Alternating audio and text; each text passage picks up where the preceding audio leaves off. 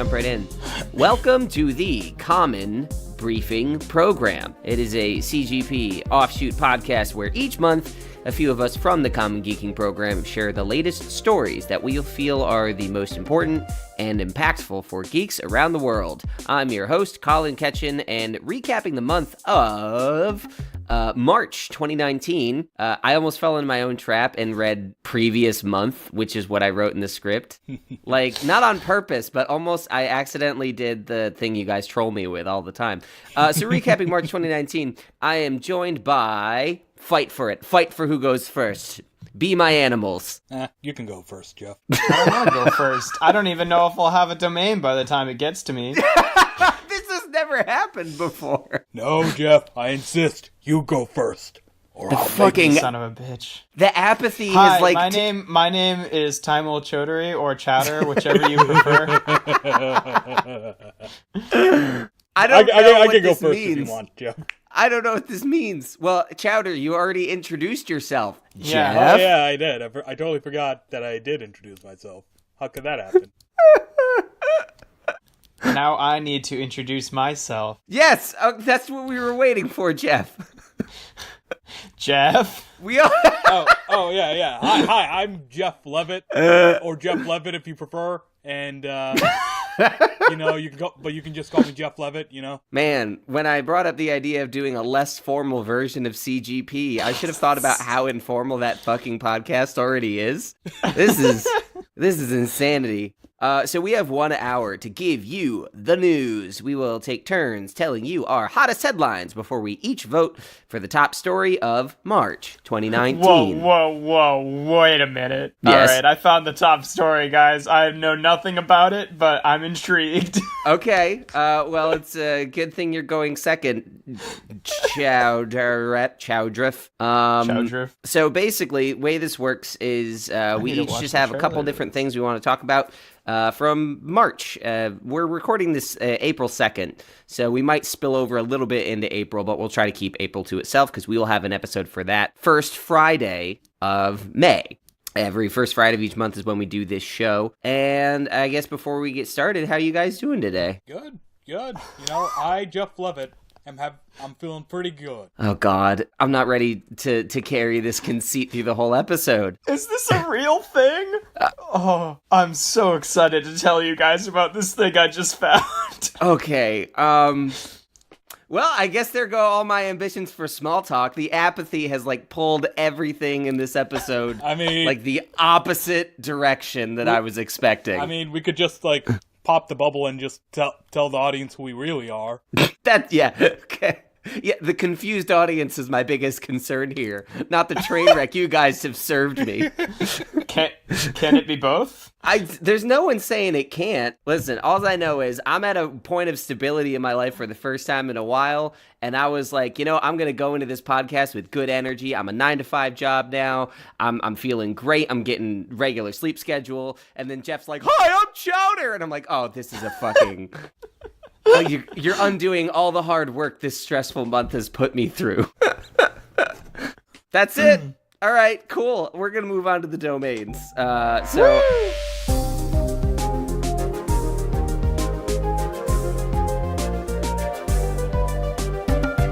We're each going to get, I'm just going to say we each get 10 minutes to talk about our hot takes. Now, I'm not really making a big fight. I'm going to go first, by the way.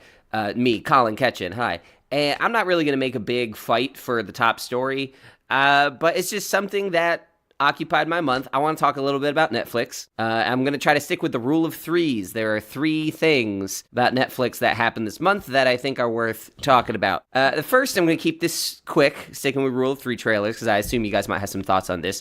Stranger Things 3. Full trailer came out July 4th. We're getting a 3rd season of Stranger Things. The trailer was... It didn't really hint at any specific story directions, just a few character moments as we see all of the characters. I They're in summer now. Yeah, they're in the summer now. I like that each season is about a holiday. I think it's a really good tonal touchstone, just a cohesive idea. I totally did not realize that until someone pointed out to me, like, after having already seen both seasons. Yeah, because Christmas, Halloween, 4th of July. I'm hoping we get an Ash Wednesday episode, because that just writes itself. Halloween was the first season, though, right? No, that was the second season. Wait, hold on. First season was definitely Christmas, because she had all the crazy lights. That's how she did the light thing. You're right. Yeah. Second season's Halloween, because when he was trick-or-treating is when the Mind Flayer zoopa-dooped into his nose. By the way, everything we talk about is probably going to have a little bit of spoiler in it. So if we say a thing like that zoopa-dooping into his nose. Yeah, but like, if we're talking about a thing that you do not want spoiled, if you hear the name of the thing, maybe watch the thing and revisit. The whole point of these shows is to share the things that we care about. We should start introducing in post time codes to skip to the next section. That's really a good idea, Jeff. That seems like a lot of work. More difficult than we would spend time on. Yeah, so I know that you guys have both watched Stranger Things. We didn't really get a story reveal, but in this season we see Eleven living a bit of a more casual life. Her hair's all growed out. She's hanging out with Mad Max, like in her personal time. So like the girls have their own clique. It seems like there's still going to be some drama between Dustin and I can't remember his name. The guy he's always fighting with over Max. Yeah. Lucas. Fuck. Lucas, thank you. Yeah. We see David Harbour's character, the sheriff man, whose name I also forget, has a mustache. Hellboy. Yes, Hellboy.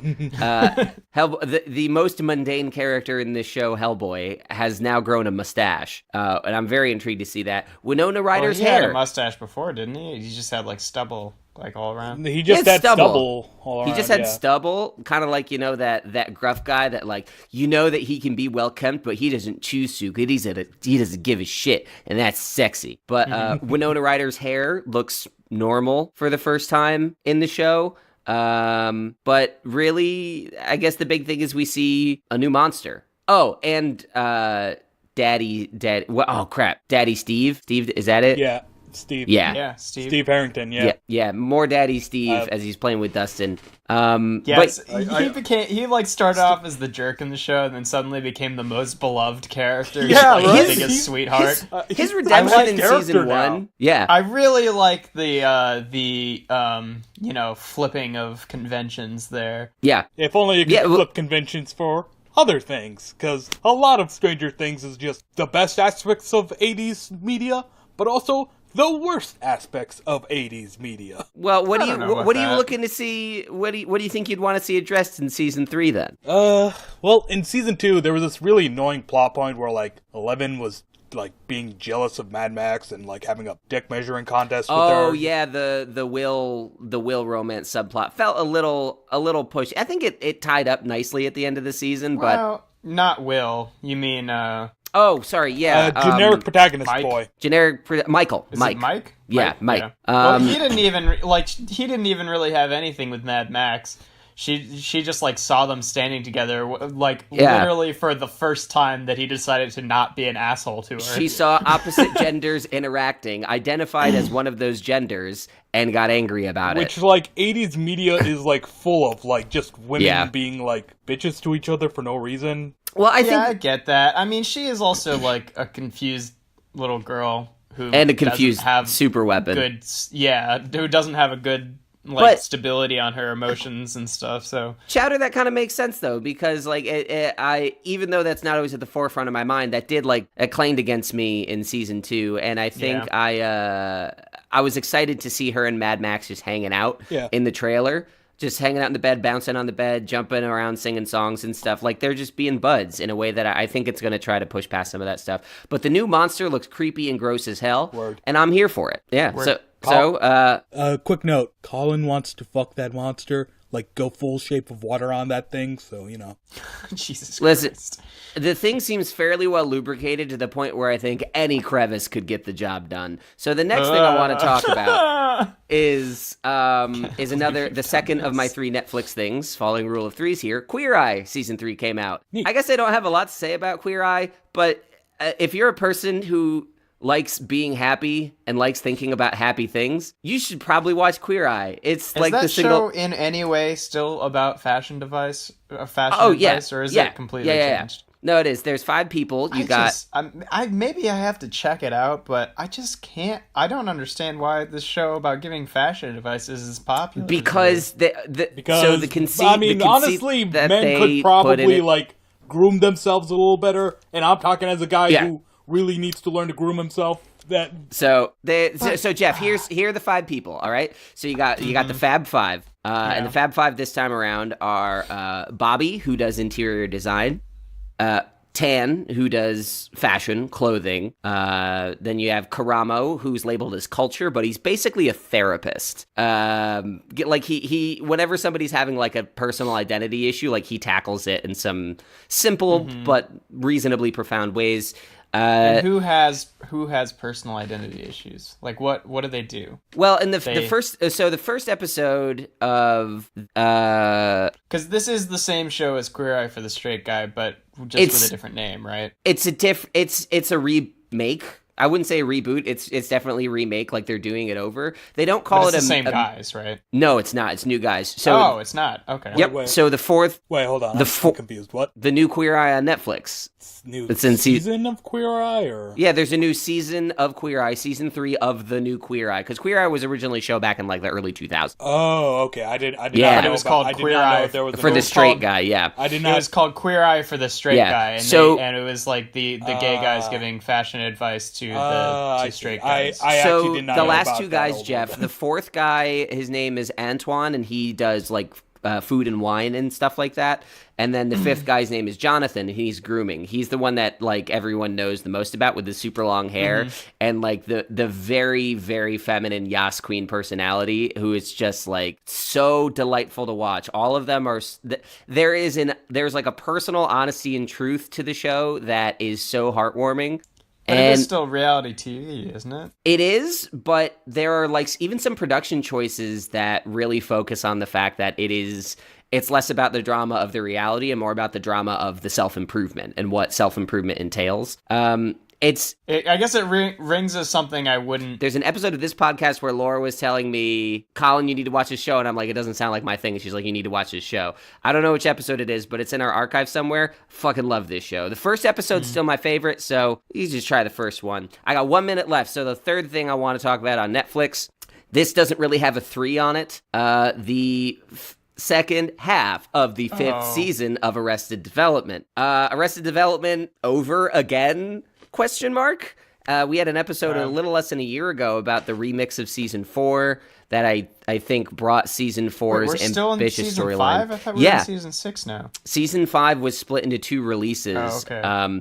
And I think... Are they good? It does some narrative stuff that I enjoy. I think the story and plotline feels very Arrested Development. I think the Zinger commentary... It's set in 2015, so all the commentary on Trump and like the season 4 plot device of them building a wall between them and Mexico set before any of this ever happened. And they wrote that before any of this ever happened. So it's like they called that shot something crazy.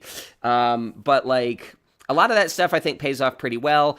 I think it's just not as funny. I think there just aren't as many jokes that land. I think that and I think it's on the writing side. I think the performances are great. I think the story is great. I think that it is not as quick and whimsical in its writing and editing as it used to be. And I just started watching Ozark instead for my Jason Bateman fix. I watched season 1 of Ozark. I liked it, but it wasn't enough to get me back for season 2. So we'll see how that shakes out. But for Netflix, those are a couple things that kind of occupied my mind a bit this month. Stranger Things, Queer Eye, Arrested Development. Arrested Development is worth your time, but it'd be fun to have a larger conversation about that later. Queer Eye, if you're not watching it and you like being happy, give it a shot. It really is. It touches on a personal thing that most shows don't, and I'm sure we'll have an episode about Stranger Things in the future. That's my time. All right. Cool.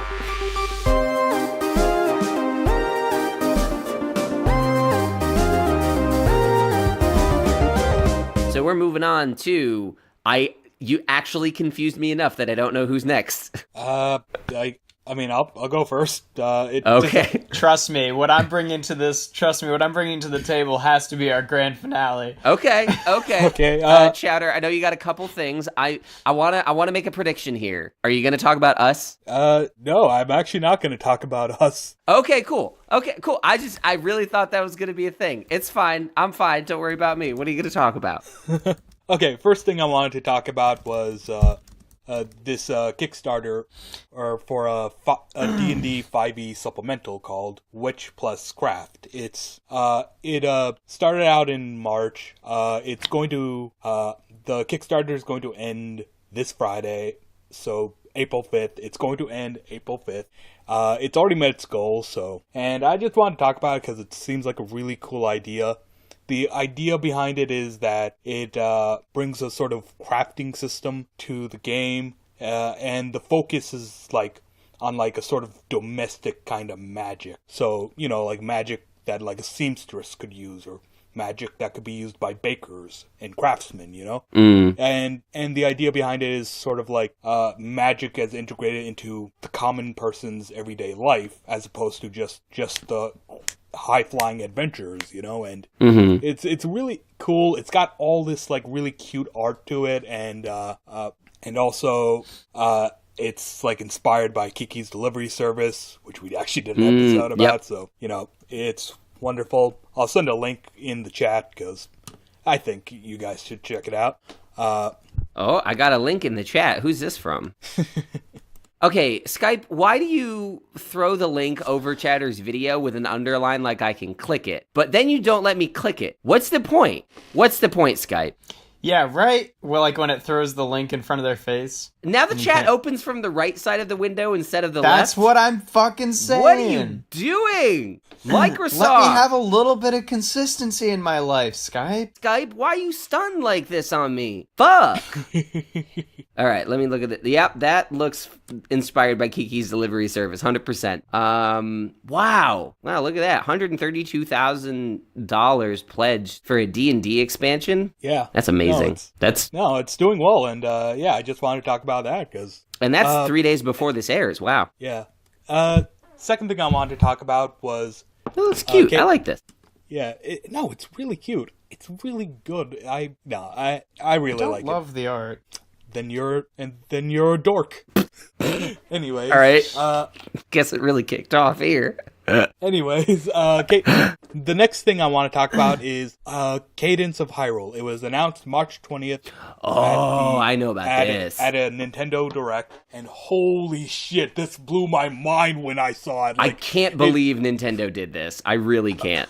Yeah, okay. So, little background info, alright? There was a game called Crypt of the Necrodancer made by Brace Yourself Games, and Crypt of the Necrodancer, if you don't know, is a game where it is a roguelike game where you crawl through a dungeon, getting weapons and items and stuff, and fight monsters. But the twist is you have to move to the beat of the song. So you can't move or attack unless you're timing your button presses to the move. It's a rhythm game dungeon crawler hybrid. And sounds awful, but it's awful for me, not awful for my roommate played it, and he played it on blast with his laptop speakers. There was this one really annoying sound that through his shitty laptop speakers I kept hearing. So for a while I hated Crypt of the Necrodancer because he just wouldn't use his fucking headphones. Okay, I'm sorry. Is the game called that, or are you both just repeatedly mispronouncing the word necromancer? No, it's called Crypt of the Necrodancer. Yes. Oh, dancer. I thought you were saying Nancer. I was like, why are you saying that? Crypt of no, the Jeff, Necrodancer. it's you who's been wrong. That makes... Yes, I just can't hear, apparently. Anyways, so to Cadence of Hyrule, it is a sequel/crossover game where the main character from Crypt of the Necrodancer teams up with the characters from Legend of Zelda in like... Yep. And like That's pretty great. It's Crypt of the Necrodancer, but in Hyrule with a Zelda skin. This raises a question for me. And also one more I'll thing. let you finish. Yeah. The animation and pixel art and stuff done by the same people who did the artwork and pixel art for Sonic Mania. So it looks fucking amazing. Yeah, them fuckers know what they're doing. Shit. Okay, so this raises a pretty important question to me, which is, how much does Nintendo care about the sanctity of their tentpole franchises when this is like the third Zelda reskin mashup property I can think of? I'm not saying they're bad. People like Hyrule Warriors, and it was fun to play Sonic Lost World running around with Sonic in a green tunic hat and Hyrule Shield, like Hylian Shield. Like, well, I get it, but I think that it just means that Nintendo's loosening their grip on like these. Nintendo's all about them crossovers, my guy. No, but like that's the internal thing. crossovers, and now they're branching out. I mean, Mario and Sonic's been a thing for a while. No. That's the thing. Nintendo has famously been like very tight-gripped with their IPs. Like they would like one movie and they're like, no, we're never gonna make an adaptation of our stuff ever again. And like whatever happened with that Mario movie being developed by Illumination? That's still on. Is that still happening? Yeah, that's still going, but like that's like pretty recent in comparison to the history of Nintendo, you know? And yeah, no, that wasn't a counterpoint. That was just hey, when's the Mario movie happening? Yeah. No. And like here they are not just giving their IP to the hands of somebody else, because if and when they did give their IP to someone else, it was usually like a big company like Sega or Capcom. But no, this is an indie studio getting to put their own spin on Legend of Zelda. Correct me if I'm wrong, Chowder. Didn't this guy like make a pitch and then Nintendo liked it so much that they bought it?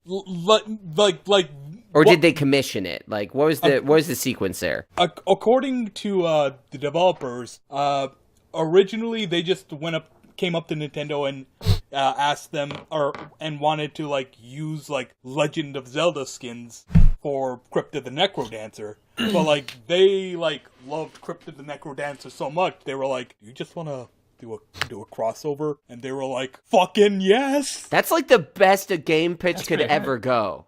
Hey, I have this crazy idea that's a total long shot. Oh, you want to give me everything and more? That never happens. It never fucking happens. Do you know, like, the guys who made Sonic Mania, like, they only got to do that after Christian Whitehead spent years upon years of, like, doing excellent ports of Sonic games, and they were finally like, all right, you've earned it. But these guys walk into Nintendo and said, please, give me your second most valuable character, and let me potentially ruin it.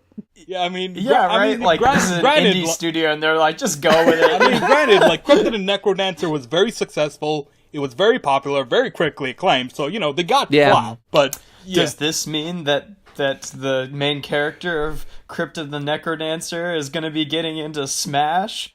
I don't know. Ooh.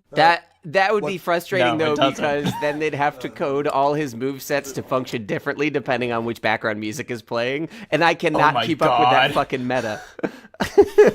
Yeah, seriously, I can barely handle Shulk, let alone music. Shulk requires like a 3-hour class to understand.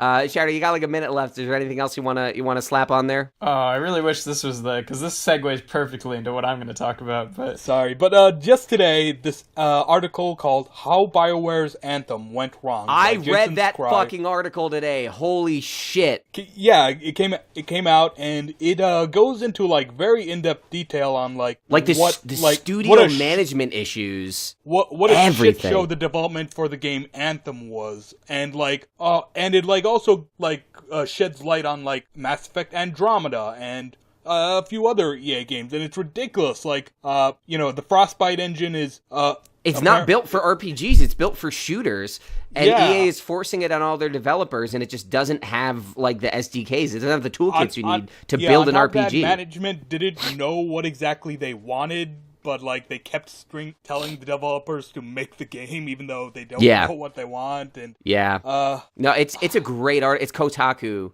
It's a Kotaku article. It is a great, Kotaku, fascinating, engaging read. BioWare's Anthem went wrong.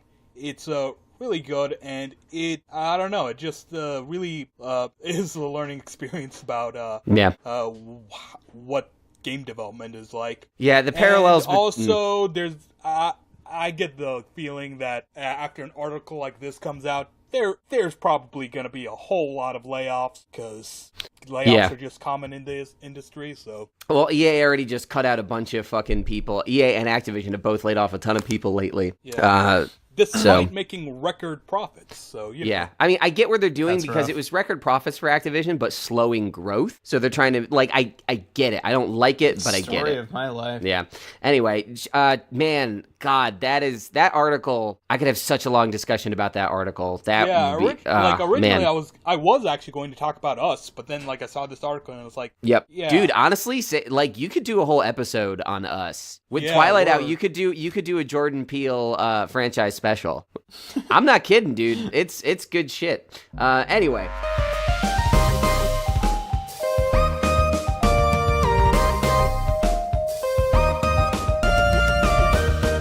With that, we're gonna pivot to our showstopper. Jeff, this better be just you. This better be a fucking banger, Jeff. All right. What are you talking about for March of 2019? So the most important story of March, objectively, comes to us right at the end. It was announced during. Forgive me if any of these facts are wrong, because this is new to me as of about 20 minutes ago. So. At WonderCon 2019, which I believe happened over this weekend, so the 29th to the 31st, was announced. Nickelodeon is going to be producing a film, and I think it's straight to Blu-ray because it's going to be too powerful to put into theaters. Oh, God. It is a crossover film that is called Batman versus Teenage Mutant Ninja Turtles. What? How have I not heard of this? That's amazing. How has this not made its way to me until now? This is why we need this podcast. These are the important stories, Jeff. Wait, did you... Wait a minute. When was this announced? Because I found this in an article called Geek News on the radio for March 14th, 2019, so maybe it was announced before that, but maybe the trailer was released at WonderCon. Yeah, wow, but... Okay, I watched the trailer while you guys were talking at the beginning of the episode. Did the phrase "it's too powerful for theaters" come from an official piece of press content? No, that came from me. Okay. I mean, that would have been so good. I'm not even totally... I don't even know for a fact that it's not going to... I mean, I assume it's not going to theaters because of what it is, but just at the end of the trailer, there's a picture of Blu-ray disc, so I assumed that meant... Man, that would have been so good. That would have been after Windows 8 when Microsoft was like, we call it Windows 10 because it's that much better than 8, when actually there was a coding issue, so they couldn't use 9. And I'm not totally sure when it comes out, because I went onto Google, and already here it says Batman versus Teenage Mutant Ninja Turtles Blu-ray is on sale at Walmart for $19.99. So maybe it's already out, or maybe that's a pre-order. What? I think it might be a pre-order. Let me click on that. Okay, so wait a second. What? Is there any indication of the conceit that allows these two to coexist? I understand that comics have tackled this sort of thing in the past, but to see a feature film, what have you gleaned anything from the marketing material? Seeing it, it's like... You should watch the trailer. It looks pretty Chowder, fun. you clutched your chest, and I can't tell if you're if you're dying or if you're pre-order. excited. This is a pre-order. It does not say when it will come out. I already knew from Jeff telling me, but just looking at it is... Wow! You're like, wow, this actually exists. He's not just pulling the shit out of his ass. I still can't tell if Chowder is in the midst of shitting his pants on his way to the great beyond, or if he's actually deeply excited about this crossover event. The most ambitious crossover event. It seems like it'll be fun. I don't know. This just DC tosses out is a lot of religious experience right now. What the fuck? Because DC tosses out a lot of animated films that are just what if scenarios. Yeah. So it's not actually that surprising that this is happening, but it's just such a silly concept that I'm kind of excited to see what they do with it. Yeah. I see a picture. It looks like it has Batgirl and Robin in it as well. Yep. So that's snazzy. And judging by the design of the Robin, I'm thinking maybe that's going to be a Damian Wayne Robin. Oh, God, Damian. I hate Damien so much. Bro, So what you hate about Damien? Oh. You mean besides the fact that he's a little psycho murderer? And the fact that he's just some dude's self-insert fanfic character. Because that's what he is. Like, oh, I'm Batman's long-lost son that he had with Talia al Ghul, and yeah. Oh, okay. Yeah, I can see how that doesn't necessarily hold up to snuff. Jeff, you are kind of one of, like, you and Keenan are the two people, you two are the only reason I have any awareness of, like, animated DC properties.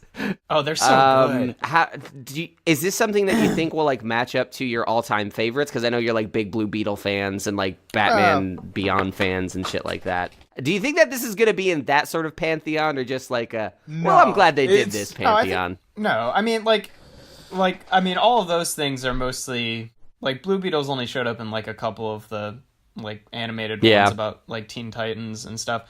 But, like, I don't, if it's produced by the same kind of studio that usually does those, I don't really think that there's a huge risk of it being good, because almost all of the DC animated movies are pretty good. Your phrasing was, I don't think there's a risk of it being good. There's a risk of it being good. Yeah, like, I don't think, I know, like, a risk of it being bad, rather. Listen, I mean, you can make I don't this think really there's good movie. Watch out. It's an easy trap to fall into. Make me a pile of shit. Go. There's been maybe a couple that I don't care for so much, but like they're mostly pretty good. Like, the movies have all been like average to pretty good. With certain exceptions, like the Killing Joke adaptation, which was awful. Yeah, I heard everyone was hyped for that, and it came out and was kind of a poopy poop. It wasn't. I don't think it was terrible. It just wasn't, like, I don't know. I don't know if I cared that much about the Killing Joke story to begin with, or maybe that because I saw that and I didn't like it very much that I thought that, but... No, that's fair.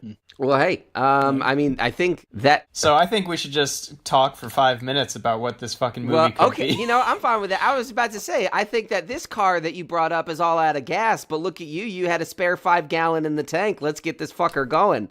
So, do you think that due to the massive critical failure of the Teenage Mutant Ninja Turtle films produced by Michael Bay, do you think... Well, there's been more Teenage Mutant Ninja Turtle content since those movies. The most recent show is called Rise of the Teenage Mutant Ninja Turtles. Yeah, it's super fun. And it's really good. Like, it's animated amazingly, like, way better than it has any right to be. It's like... And also, I don't know... It's really funny. It's really good action. I'm sorry, I'm blathering about Rise of the Teenage Mutant Ninja Turtles, but yeah. Yeah, I've still only seen the first episode, but I really enjoyed it. And then I'm not sure exactly when these came out, but I think somewhere in between that show and the previous show, they released, like, just a bunch of shorts that were, like, all these sort of, like, just comic shorts of different Teenage Mutant Ninja Turtle things. I thought you meant short pants. No, not sure.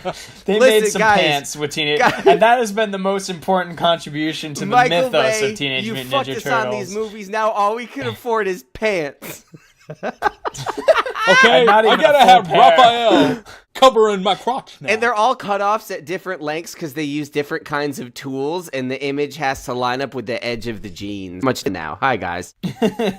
Hi, we missed you. So, like, I assume we're gonna have a lot. Like, I watched the trailer and I've already forgotten what's in it. It seems like the turtles are going to Gotham, and they're like, I think it's sort of like a Batman versus Superman thing where Batman is just like, what's with these fucking turtles running around? And the turtles are like, so there's this myth of this guy that dresses in a bat suit, and they're both sort of trying to figure it out. Okay, and that famous assume that, from like, Batman the Joker and the Shredder are going to Superman. According to Wikipedia, it's Shredder and Ra's al Ghul team up, which... Well, the Joker is also in the trailer, so he's going to be somewhere up in the mix. Okay, but yeah, Ra's al Ghul is also in there. One more thing, though. See, the Teenage Mutant Ninja Turtles exists in the same universe as the Marvel universe because the canister that, like, made the turtles what they were, it's the same... Oh, you're right. It's the same goop that gave Daredevil his power. That Daredevil, yeah. So, does this mean that now I'm pretty sure between DC and Marvel. There now. are plenty of links. They've done crossovers. Captain Marvel was originally a DC character. Who wrote the comics? A bunch of indie guys, but they made like a very subtle reference to Daredevil, and and everyone just kind of collectively went, they're in the Marvel universe now. Although that doesn't make any sense because the ooze turn in the rest of the Teenage Mutant Ninja Turtles mythos just definitely turns people into animal people. So what the fuck is Daredevil? A goddamn bat or something? Wait a minute. Daredevil is Batman. Jeff, you were fucking kidding about this banger.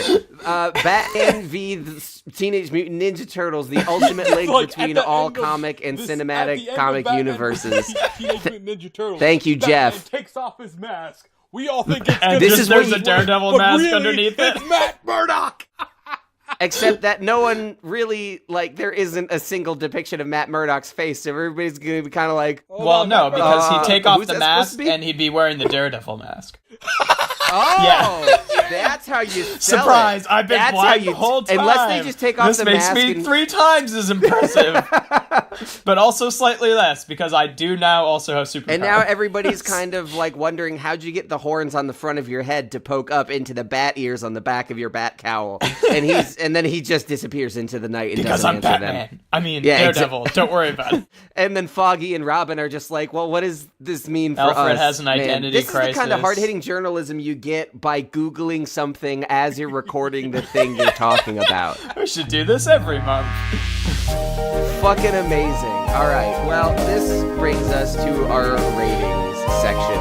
This is not really an airtight rating system, but we're gonna make a vote here for top story. I think we all know what the top story is. You may vote for your own story or one of your own stories, but I encourage you to vote for someone else's unless you feel very strongly that you have done the best work. Are we doing a ranking, or are we just? We'll do a vote if it does. If it really ties out and we can't figure it out, then I have a fallback ranking thing. But we haven't had to use it yet, so I'm gonna go first, and I'm gonna say of all the stories you talked about, it is not gonna be the fucking red push pin that ties together the threads of all these crazy theories. I'm sorry, Jeff, that is not my top story. I want to cast my vote for the one that coincidentally I was the most familiar with, but truthfully also find the most interesting, and that's Chowder's Anthem expose published by Kotaku. Not just because video games are interesting, but because Anthem specifically vexes me.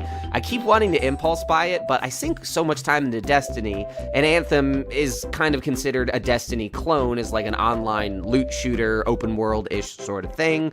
And the article goes into all this depth about how even the managers were we don't talk about Destiny in the studio. Yeah, you can't exactly. You can't compare this to Destiny. And all the developers are but you're telling us to make Destiny. We should be looking at them because they did it better. But also, Anthem right now is kind of mirroring Destiny in its beginning. A game development that started off so ambitious and then got hit with all these development woes, and when Destiny came out, it felt hollow and boring, and after listening to fans, it got better and better over time, and time has yet to tell whether that will happen to Anthem, but it shines a light on a lot of things in the game industry that I find fascinating, and that do affect me personally as a consumer. Chowder, Anthem expose. My vote. I love ridiculous, stupid shit like that. I am eagerly awaiting Detective Pikachu because it's gonna be dumb as hell, and I'm all about that. All right. Yeah, I'm so I guess they just don't hop on that fanfic style train where a lot of people are just just take something I love and make it more ridiculous. If someone is hey, take something I love and within the same universe make it more ridiculous, then that irks me. I don't want Deadpool really introduced into the Marvel Cinematic Universe for that reason. I'm happy with the Marvel Cinematic Universe existing in Deadpool, but I don't want Deadpool in I think then it just makes things not make sense. I think he's the only person that could bridge that gap because he's the only person whose awareness exists outside of the film in which he stars. Makes just make a bunch of stories that I've got invested in kind of null and void, whereas within his own media, then that's kind of the shtick. So I don't. It's a long thing. I don't need to. But so I like it when they. It's this is just a one-off thing. It's not this exists within any cinematic universe. So I'm pretty down for just it being a silly goof that they do with Batman versus Teenage Mutant Ninja Turtles, you know, especially considering like they might, you know, riff off of some shitty live action things that happen in Batman versus Superman, just because there's lots of comedic opportunity there. I don't even know if it's going to be like totally comedic. I'm sure it'll be lighthearted. Yeah, but I guess that brings us to your point, Jeff. So you may vote for yourself. Well, are you going to do it? Are you going to nuclear option the Super Turtles? Interested on like the piece of media that I'm most interested on that we talked about is Stranger Things. But I mean, just as the trailer as it existed, I don't know. Like I was hyped for it anyway, but the trailer was like, okay, that looks fun, but it doesn't. You know, I think that is very much a teaser. I really desperately want somewhere in our little dialogue of geekdom for it to be written down that the most important story that we could muster up of March is Batman versus the Teenage Mutant Ninja Turtles. You need it to be crystallized. I need it to be that. Okay. Well, you heard it here, folks. Again, Jeff's deep investigative reporting brings you the most important story of March 2019 in Geek News is the impending release of the straight-to-Blu-ray I've walked on to your comic briefing programs, I think 2 months in a row now, and came on with a really stupid fucking story and just had it be declared the most important thing that happened that month with things that are just objectively more important. All right. And that gives me a little bit of warmth in my heart. Yep. Jesus Christ. Alrighty then. Well, hold on. I have to read the outro read, but I just started playing a game of darts with Laura on my phone. Let me get out of this real quick. Ooh, okay. All right. That about wraps it up. Thank you for listening to the Common Briefing Program. I'm your host, Colin, and you can find me, you can find me at SonicColinK on Twitter and Facebook and like Xbox and places like that. Now that I have a 9-to-5 schedule, I'm thinking of doing more gaming stuff. Streaming would be easy to get into, but I don't think I want to turn my game into a job because I'm pretty bad at Apex Legends, and I don't want people to know how bad that is. Just invite me to that. I've been joined by... Much worse you'll move the right stick, the camera will turn, and you'll vomit on the controller, costing me $60 fucking dollars. So I've been joined by... Hi, I'm Taimul Chaudhary, or Chowder, whichever you prefer. The real one, that is. So... The real Chowder. The veil has been lifted. Where can we find you? Oh yeah, you can find me on Twitter at Taimul Chaudhary. You can see how that's spelled in the description. Or in your heart. God, you know how fucking tired I am when I thought you were going to say in Schenectady. You can see how that's spelled in Schenectady. And you can see how Schenectady is spelled. Just Google it. Just Google it. You'll Schenectady. It'll turn up. And I'm Jeff, and you can find me on Instagram at Things I Wish Existed. There's a dot between each word. I have a YouTube channel, Facebook, just my name. Cool. That's where I exist. All right. Well, thank you guys for sharing in this with me. It has been a delight. As always, now be sure to tune in the first Friday of every month. That is when we put out new episodes of the Common Briefing Program in this feed. Go ahead and smash that subscribe button. That's the sound it makes on iOS 13. And you feel a little bit sticky. Every other Friday, it's a new update. Haptic sense, haptic goo. Subscribing to podcasts is now much more visceral than it once was, creating serious problems for podcast producers. Every other Friday is when we put out episodes of the Common Geeking Program proper, which is a little more in-depth, a little more prepared content than in-the-moment Googling. We put that out bi-weekly. Yeah, I'm pretty sure someone's done it. This is the first... Oh, it's definitely happened in that show. This is the first time that CGP and CBP have not fallen on the same week since I split this off into a separate thing. So in 1 week, we'll have a new episode up for you, episode 105 of the Common Geeking Program. Do either of you know offhand what that's about? Because I don't. Offhand? Is that the Umbrella Academy one? Yeah, it's the Umbrella Academy one. You and me were both on it.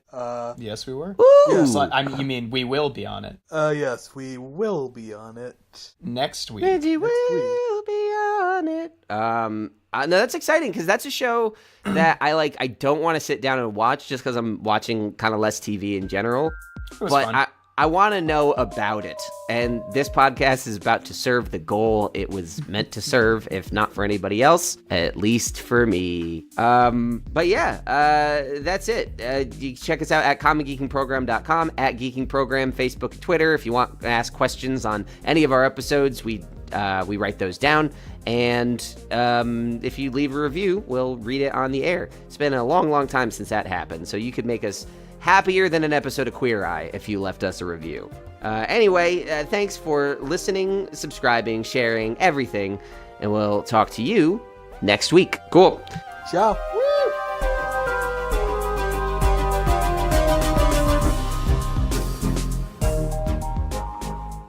The Common Briefing Program is hosted by Colin Ketchen and was joined this week by Taimul Chowdhury and Jeff Leavitt. This episode is sponsored by Identity Crises. Does it count if it's somebody else's identity? The podcast is created by Colin Ketchen, Jeff Leavitt, and Patrick Brehm. It is produced and edited by me, Colin, featuring original music also by me. Next week, we'll be back with another episode of the Common Geeking Program proper, our book club podcast, and be back again on the first Friday of May with another episode of this show. Go to commongeekingprogram.com for more, follow us online, and thank you for listening to this.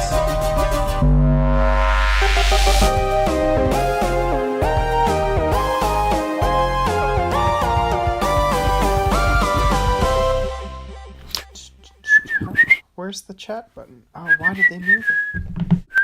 Why do you move everything, Skype? Can't you just let me have a little bit of stability in my life for 10 minutes? Yeah, Skype updates happen about every 40 seconds. You got to keep up. I'm all right, let's go at 2:40. Wait, mine's loading. It's close. What? It's almost. Are we doing it? Nope, I tried. Oh, wow. Okay. You clapped way earlier than I Yeah, did. that timing was way I didn't off. even clap at all, guys.